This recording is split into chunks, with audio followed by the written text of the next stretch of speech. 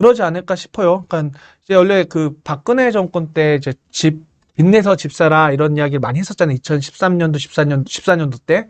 그래서 사람들이 그때 집을 잘 산 사람도 있고 안 산 사람도 많았죠. 예. 그래서 그때부터 샀으면은 수도권의 수익을 그러니까 상승장을 타면서 다 그러니까 수익을 다 받겠죠. 뭐 어떻게 될까요? 집 사라, 집 사라, 집 사라 그러면은 집을 사람들이 만약에 다 가지 않더라도 일부가 사러 간다면은 수요가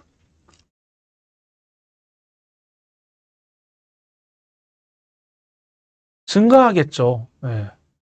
자, 두 번째는 가계부채 관리 방안이 나왔어요. 언제 나왔냐? 4월 29일에 발표가 됐었죠.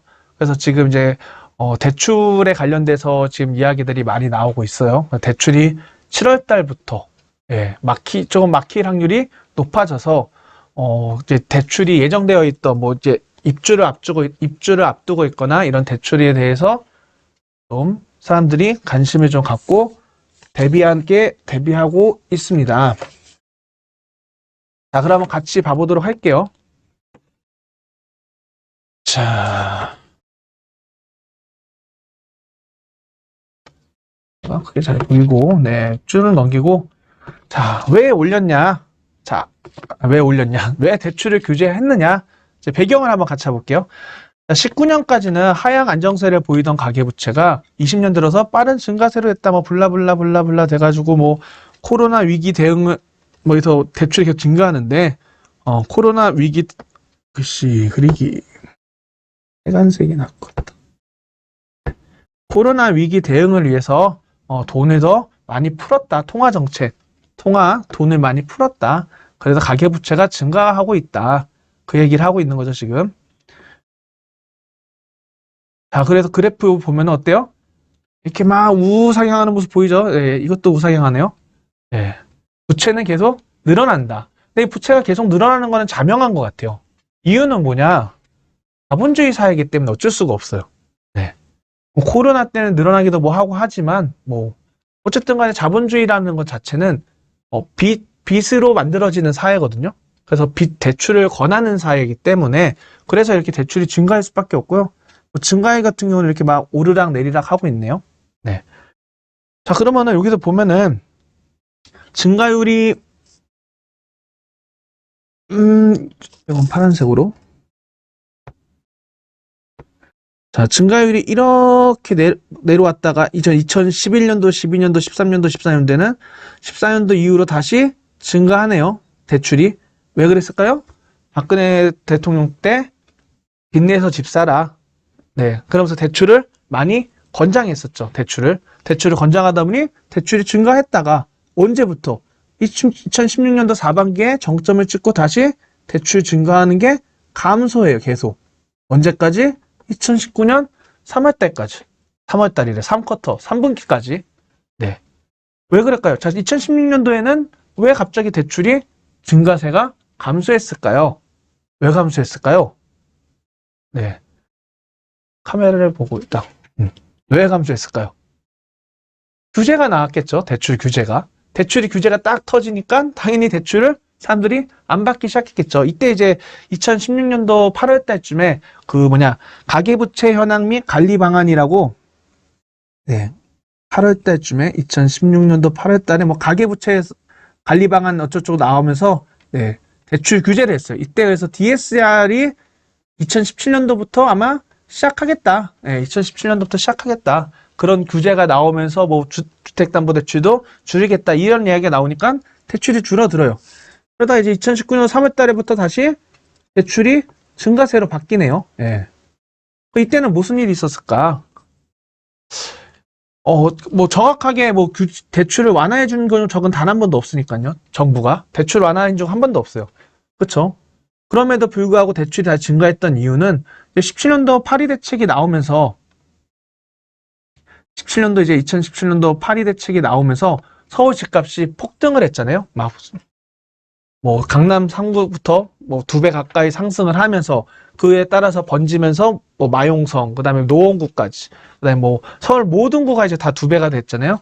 그 기간이 2018년도까지도 이제 19년도까지 오면서 정부에서는 집값 규제한다, 강한 규제를 통해서 집값을 안정화시키겠다는 이야기를 계속 처음 17년도부터 스탠스를 취해왔잖아요. 문 대통령이 취임한 이후로.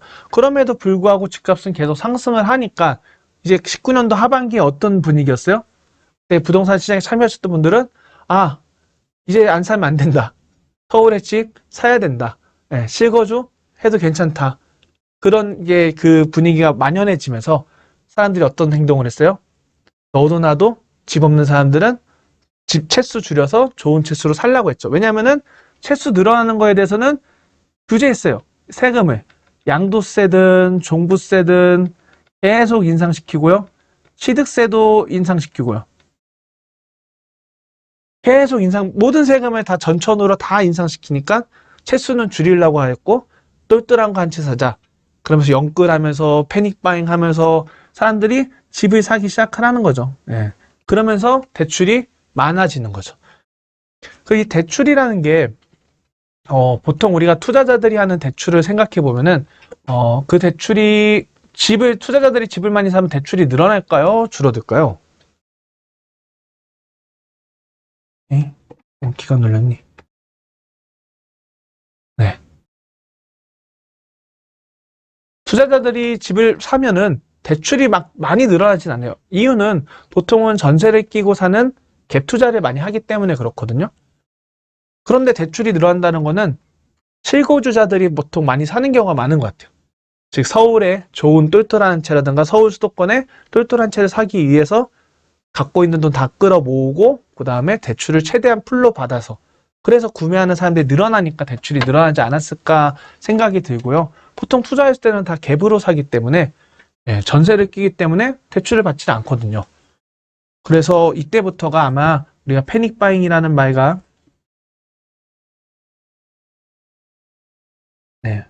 패닉바잉이니 영끌이니 이런 말들이 나오면서 대출을 받아가면서 주택을 산 것 같아요. 네. 근데 정부의 이제 그래프 이야기가 있죠. 금년중 가계부채는 금년 2021년에는 정부가 적극적인 대응 노력을 했대요. 어떤 노력을 했나 봤더니 가계대출 관리 방안을 2010년 11월에 냈고 2021년 2월달에 공급대책을 내면서 부채에 대해서 되게 적극적인 노력을 통해서 증가세가 다소 완화됐다. 어디 완화됐다는 그래프도 없어요. 21년도에 완화된 모습도 안 보여주고요. 그냥 말로 완화됐대요. 근데 우리 정부는 노력했지만 완화됐어. 그런데 아직 여전히 높아. 그래서 하반기 가계대출 증가를 견인했던 신용대출은 점차 안정세를 찾아가. 왜? 신용대출을 막고 있으니까. 그래서 정부는 규제를 하겠다. 뭐 이런 이야기를 하는 거죠. 네. 근데 계속 뭐 정부가 대응 노력했다는데 증가세는 줄진 않아요. 예. 무튼 참 요것만 봐도 좀 그래요. 그 다음에 어떻게 되느냐. 그래서 우리나라의 가계부채는 주요국 대비 규모가 크고 증가 속도가 빠르기 때문에 잠재적 금융 불안 요인으로 지목이 된대요. 증가 속도가 빠르대요. 그러면서 이제 가계부채랑 GDP를 대비해가지고 한국 같은 경우는 지금 여기 증가 보면은 7.6 오르고요. 미국은 4.1 올랐고요. 영국은 7.6, 프랑스는 7.1, 홍콩은 5.3 올랐네요. 뭐 한국이나 영국이나 다 비슷하게 올라가는데요. 다만 여기서 보여주고 싶은 건 이거였나 봐요. 95.2에서 102.8 숫자가 커졌다 이걸 보여주고 싶은 건가요? 근데 증가 속도가 빠르다는데요. 영국도 빠르네요. 뭐 프랑스도 빠르네요. 미국과 홍콩은 작은 건가? 다른 데를 안 봐서 모르겠어요. 그냥 그래요. 그래서 실제적으로 이렇게 정책이 나오면은 이렇게 너무 디테일하게 안 봐도 상관은 크게 없는 것 같아요. 이거 읽고 있는 게 참 시간 낭비인 것 같기도 하고요. 그냥 그쵸. 모든 자기 주장에 맞게끔 해석하는 거니까 우리가 보통 꿈보다는 해몽이란 말이 있잖아요. 해몽을 어떻게 하느냐가 더 중요한 거죠. 그래서 어쨌든 간에 하지만 뭐 이렇게 빠르지만 코로나 대응에서 민간 부채 확대는 전 세계적으로 공통적 현상이니까 우리도 어쩔 수가 없어. 지금 우리가 세금으로 막 돈을 푸는 거에 대해서 변명을 하는 거죠. 자기 합리화하는 거죠. 불가피하다. 우리가 늘린 게 아니다. 하지만 우리는 뭘 했대요? 질적 구조 개선 노력을 했다. 그래서 단기간에 촉발될 가능성은 낮다. 안 일어날 것 같아. 우리가 되게 잘해가지고. 우리가 그동안 질적 구조 개선을 4년간 잘했으니까 그 얘기를 하는 거죠. 그래서 실제적으로 보면은 뭐 고정금, 변동금리보단 고정금리. 분할 상한이 시작되면서, 네. 근데 이제 이게 웃긴 게 2013년도 거를 비교하는 거죠. 네. 원래 정확하게 하면은 뭐 정권, 이제 문재인 정권이 들어온 17년도부터 비교했을 때 얼마나 증가했는지를 보는 것도 좋을 텐데, 이렇게 되어 있죠. 네. 그러니까 과거, 옛날, 낮을 때 이제 큰 차이를 보이기 위해서 13년도 게 제일 마음에 들었나 봐요. 네. 그래서 이렇게 늘어나서, 분할 상한이 늘었다는 거는 원리금 균등 만기 일시 지급하는 게 일시 상한, 뭐 일시 지급. 이 대출이 줄어든 거. 즉, 이자만 내다가 뭐 5년 대출이면 5년째에 딱 모든 만기를 모든 원금을 다 내는 그 대출들이 없어진 거죠. 즉, 우리가 보통 오피스텔이나 빌라 할 때 만기 일시상한으로 뭐 5년짜리, 10년짜리가 있어가지고 대출이된다. 월세 투자가 되게 용이했던 상품들이 현재는 대출 규제로 인해가지고 원리금 균등 상한이 시작되면서 많이들 사람들이 못하고 있는 상황이잖아요. 그래서 그 대출들이 줄어들었다는 모습을 보여주고 있는 거죠. 그래서 되게 안전하다. 뭐 이 얘기를 하는 거예요. 하지만 잠재적 거시 건정성 측면에서 선제적 관리라겠다. 이렇게 선제적이란 말 되게 좋아하네요. 네. 선제적 측은 너무 늦지 않았나. 그렇죠? 지금 대출이 계속 늘어나고 이미 아까 앞에 그래프에서 봐도 대출이 계속 지나갔나? 한번 계속 증가했는데 뭐 이제 와서 선제적이라고 얘기하기에는 애매하지 않나 싶네요. 대출의 규모가. 자, 선제적 관리라고 했는데 다시 또 뭐래요? 주택시장 안정 목적의 대출 규제가 강화됨에 따라 규제의 적합성 형평성 측면에서 보완 필요성이 제기된다. 즉 뭐 하겠대요? 집값 올라가니까 집값 안정해야 돼. 그래서 대출 규제를 강화할 거야. 집 사지 마. 투기하지 마. 이 얘기를 지금 하는 거죠. 뭐 지금 되게 안전하고 하다면 선제적 대응이라 놓고서는 주택 집값이 올라가니까 규제를 하겠다. 뭘 얘기를 하자는 건지 잘 모르겠네요. 네. 이게 착한 척 하는 거죠. 선한 척. 거시 건정성 측면에서 우리가 선제적 관리를 해서 규제를 하는 것처럼 하지만 한편 이런 이유도 있어. 주택시장을 안정 목적으로 대출 규제를 강화할 거야. 이 얘기를 하는 거죠, 지금. 그렇습니다.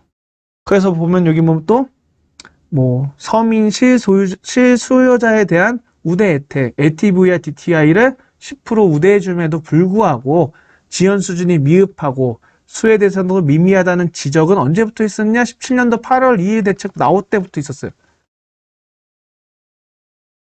4년 전부터 있었단 말이죠, 지적은. 근데 이제 와서 선제적 대응을 한다고요? 이런 게 참 보면 읽으면은 내가 이걸 왜 읽고 있나 저는 가끔 그런 생각이 들 때가 있어요. 네.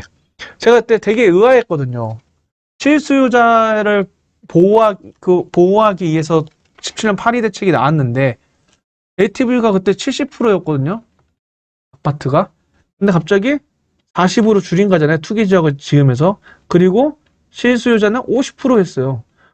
그럼 실수요자는 70으로 냅두고 뭐 2주택자부터는 40으로 하든 뭐 이런 식으로 했었으면은 방향성 자체가 제가 되게 그래 정부가 그런 의도로 이런 정책들을 내고 있는구나라는 생각을 했을 텐데 이때 나올 때부터 아니 실수요자를 어디를 보호하겠다는 거지? 확 줄여놓고 집 사지 말라는 건데 그때부터 그래가지고 참 그랬는데 아직까지도 겨우 이제 딱 10% 정도만 되어 있는 거죠.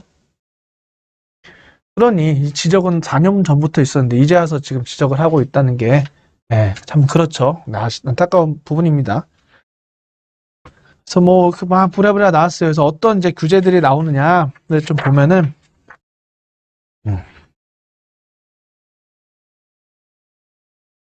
여기로 한번 보죠. 자, 상한 능력에 기반해서 너 월급이 얼마 있어? 너가 얼마나 돈이 있어? 상한 능력에 기반해서 대출 가능에 정착하겠다. 언제부터? 23년 7월부터는 차주 단위, 돈 빌리는 사람 단위로 DSR을 전면 적용하겠다. 뭐 이런 얘기인데요. 뭔지 봐볼게요. 자, 먼저 DSR DSR은 뭐 어려울 수는 있겠지만 뭐 이제 그거죠. 결론적으로는 뭐 원리금에 대해서 다 볼 거야. 즉 너가 갖고 있는 대출을 되게 꼼꼼하게 다 봐서 규제를 최대한 해서 대출을 많이 안 해줄게 그 얘기예요. 예. 그러니까 이제 원리금 상환액을 본다는 게 되게 큰 문제인데요. 자, 이게 어떻게 할 거냐? 자, 현재는 특정 차주한테만 했는데 이제는 어떻게 하겠대요? 전면적으로 모든 사람한테 다 DSR을 적용하겠다. 모든 은행은 이런 개념이죠. 언제까지? 2023년 7월까지 단계별로 도입할게. 네. 자, 먼저 지금은 어떻게 되어 있냐? 주택담보대출은 투기지역과 투기가요지구에서 9억 원 초과주택에서는 DSR을 보고 있다는 거죠. 신용대출에서는 연소득이 8천만 원 초과하고 1억 초과인 사람들한테 보고 있다는 얘기겠죠. 근데 이제 1단계, 즉 2021년 7월 2달 남았죠. 어떻게 하겠대요? 모든 규제지역 6억 넘는 주택에 대해서는 다 DSR을 보겠다. 네, 그래서 저도 해당이 됩니다. 아까 제가 처음에 서두에 얘기했다시피 저도 지금 이제 7월에 입주하는 이제 아파트가 하나 있는데 거기에 이제 대출을 받으려고 했는데 저의 DSR을 본다고 서류를 가지고 얼마 나올 수 있는지 저도 이제 심사를 넣어봐야 될 것 같아요. 그래서 네, 다다음 주쯤에 은행 찾아가서 좀 알아보려고 하는데요. 네. 그래서 지금 이제 7월 이후에 입주를 앞둔 사람들이 좀 난리가 났죠. 어떻게 될지 모르니까. 네.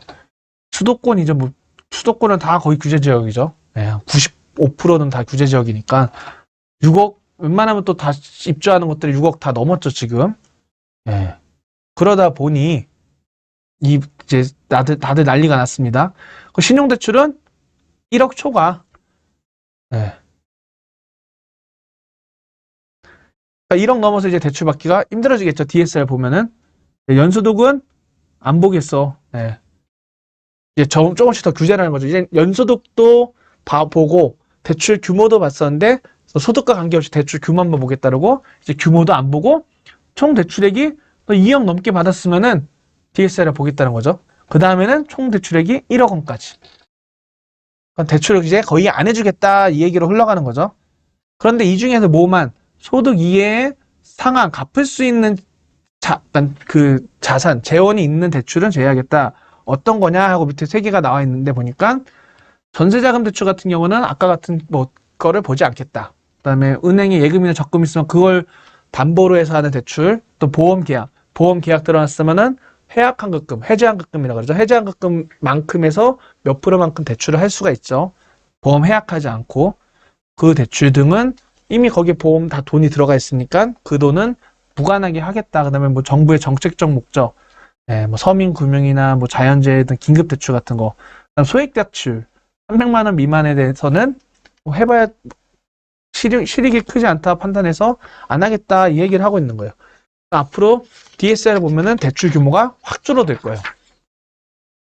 그래서 여러분들도 이제 뭐 입주한 아파트 내년이든 뭐 내후년이든 예정이 되어 있으신 분들은 네, 좀 미리 준비를 하시면 나쁘지 않을 것 같아요. 네, 그런 점에서는요. 자, 그 다음에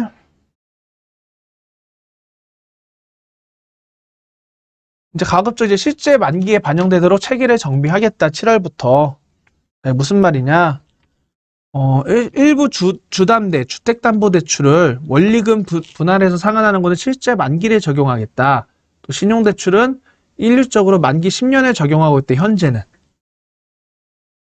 그런데 어떻게 하겠대요? 현재 10년으로 희귀 적용되는 신용대출 DSR의 산정 만기를 2020년 7년으로 줄이고 5년으로 줄이겠다 이 얘기인 거죠. 이게 보면은 까다로워지는데 간단하게 이야기를 하면 이거 같아요. 그러니까 이렇게 보면 돼요. 제가 지금 한 1억 신용대출을 받았어요. 뭐 5% 금리로 받았다 해볼게요. 그러면은 이자는 1년에 500만 원을 내겠죠. 네. 그러면은 이 1억이라는 신용대출은 현재는 10년으로 하니까 1년에 원금을 1000만 원씩 갚는 형태인 거예요. 10년이니까. 거기에 1년에 이자 500만 원을 더해서 얼마?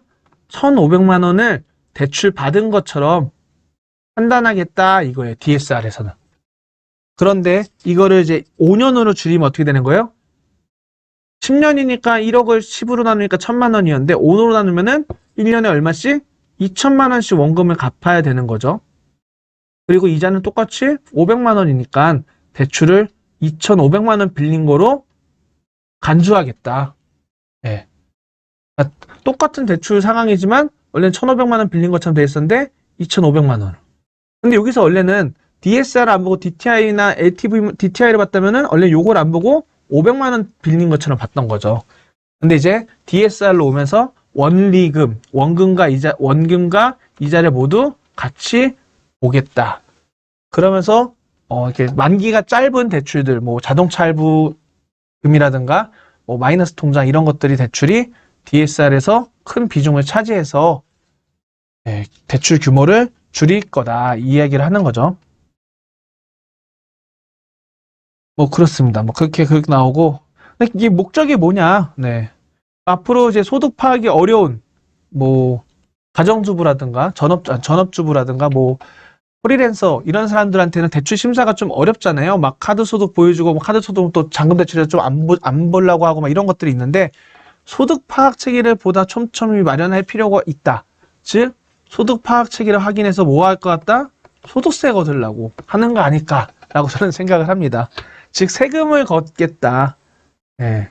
전월세 신고제도 이제 하니까 월세 파악을 확실하게 하겠다. 예. 이전보다는 이제 뭐 소득이 있는 곳에 세금이 있다가 이제 어쨌든 우리나라 세법이잖아요. 세법에서 말하는 세금을 계속 걷기 위해서 방법들을 인정소득을 폭넓게 활용한다는 거는 결과적으로 증빙 자료들을 다 인정해주면서 세금을 많이 거두려고 하지 않을까 그 이야기인 것 같습니다. 그리고 하나만 딱 마지막 더 보면은 이제 주택이 아닌 것들 뭐 토지, 오피스텔, 상가도 어떻게 한대요? LTV 한도 규제를 모든 금융권에 일괄로 도입하겠다. 2021년 5월 17일 이거는 이제 뭐 2주 정도 남았네요. 네, 원래는 이제 일부 좀 그랬는데 이제 전 금융권으로 다 규제를 하고 최대 70%까지 하겠다. 이게 다 이제 뭐 그 시흥에서 LH 사태발로 인해 가지고 뭐 농협 검사해보고 했더니 막 대출들이 막 너무 막 많이 되어 있으니까 여기 나오네 북시흥 농협 현장 검사했더니 뭐 등등등 이렇게 나오는 거죠. 뭐 아무튼 뭐 혜택도 있고 한데 뭐 어쨌든 간에 비주택도 하겠다 그 얘기가 나와 있는 거고요. 근데 뭐 서민 청년층에 대한 금융지원 확충 이런 거 읽을 때 우리가 서민이냐 청년층이 아니면은 가볍게 패스를 해도 되고요. 해당이 되면은 보면 되겠죠. 뭐 소득이 현재 소득은 낮은 그러니까 청년들은 근데 장래에 소득이 증가할 가능성이 있어서 뭐 장래 소득 인정 기준을 만들겠대요. 뭐 어떻게 만들지 모르겠지만 뭘 활용해주겠다 하고 그 다음에 주거 마련식 금융부담 완화를 위해서 초장기 모기지 40년짜리 도입한대요. 뭐 지금은 아마 30년일 거예요. 장기 모기지가 아니, 초장기 그래서 40년짜리. 즉 누구한테만 해준대요? 청년층 만 39세 이하. 아 제가 지금 딱 만 39세인데 두 달 남았네, 두 달. 두 달 지나면 만 40세가 되네요. 저는 해당이 안 되네요. 집이 있어서 해당이 안 되겠지만, 신혼부부, 또 신혼부부 하면 7년일 거예요, 이거. 청약하고 같은 기준점으로 가지 않을까 싶은데요. 그래서 이런 사람들한테는 정책적인 대출로 인해서 만기 40년짜리.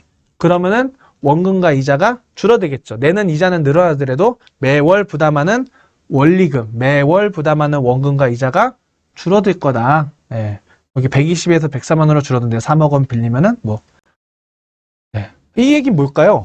지금 정부가 우리한테 뭘 말할까요? 대출을 길게 해주고 뭐 원금도 원리금도 줄어들 테니까 집을 사라, 집 사라, 집 사라 라고 말하는 정책적 시그널인 것 같아요. 네. 집을 사라고 대출을 막 해준대요. 왜 누구? 신혼부부나 청년층은 아직 집이 없으니까. 집 살 사람은 이제 웬만한 사람 많이 샀는데 이 사람들 집을 못 샀으니까 집 사기 위한 좋은 조건을 주겠다. 지금 이 얘기인 거잖아요. 집 사래요. 그럼 어떻게 될까요? 집 사라, 집 사라, 집 사라. 그러면은 집을 사람들이 만약에 다 가지 않더라도 일부가 사러 간다면은 수요가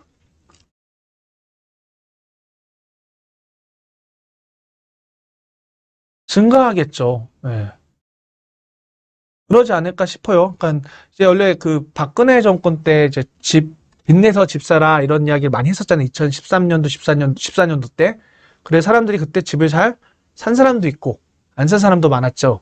예. 그래서 그때부터 샀으면은 수도권의 수익을 그러니까 상승장을 타면서 다 그러니까 수익을 다 받겠죠. 자산의 증식도 이뤘을 거고. 근데 이것도 보면은 현재 우리가 뭐 집을 갖고 있는 사람들이 뭐 한 채, 두 채 또는 이렇게 뭐 여러 채를 갖고 계신 분들 나눠질 텐데 보통 집 두 채 이상 있으면은 대출 못 받아요. 예, 그 사람들과는 이거는 무관해요. 제가 봤을 때. 그런데 집이 없는 사람들한테 집을 사게끔 장려하기 시작을 했죠. 뭔가 혜택을 더 주면서 앞으로도 더 주지 않을까. 왜 이 사람들은 서민이라고 규정을 했기 때문에. 그러면 이 사람들이 이제는 더 많이 패닉 바잉이 같이 물들어서 집을 살라고 한다면은 수요가 증가하게 될 거고 거기에 더불어 아까 좀 전에 비주거용 상가, 오피스텔, LTV 어떻게 한대요? 얘네는 다 수익형 부동산이어가지고 대출이 기본적으로 되게 필요하단 말이죠. 근데 규제한대요. LTV가 현재보다 줄어드는 거예요. 규제가 계속 얘네가 규제의 방향성을 잡았죠. 그러면은 앞으로 규제를 계속 가거나 그대로 현상을 유지하는 확률이 높겠죠. 근데 유지하고 있는데 또 많이 오르거나 뭔가 어떤 이슈들이 터지면은 계속 규제가 되겠죠. 아파트처럼. 그러면은 비주거용에 대한 규제로 인해서 수요는 얘는 감소할 거예요. 근데 집사라고 하니까 집사는 수요가 증가한다. 그럼 이게 맞물리면은 당분간은 올해까지는 웬만한 좀 좋은 입지 수도권에 그러니까 최상의 입지 사기에는 이 사람들한테는 부담이겠죠. 네. 근데 그렇지 않는데 그래도 살만한 위치에 있는 입지에 가지고 있는 그 아파트들은 어떻게 될까요? 제가 봤을 때는 수요가 증가로 인해 집값이 상승할 수도 있지 않을까 생각을 해봅니다. 네. 단기적으로 이런 사람들이 이제 앞으로 언제까지 뭐 2022년 3년까지 하겠다고 하니까 요거는 어쨌든 간에 합리화시키고 이제 2021년도 하반기에 이제 초장기 모기지를 도입을 할 거니까 이게 계속돼서 사람들이 집이 없는 사람들이 관심을 갖는다면은 이게 가려졌구나. 네. 관심을 갖는다면은 어떻게 될까요?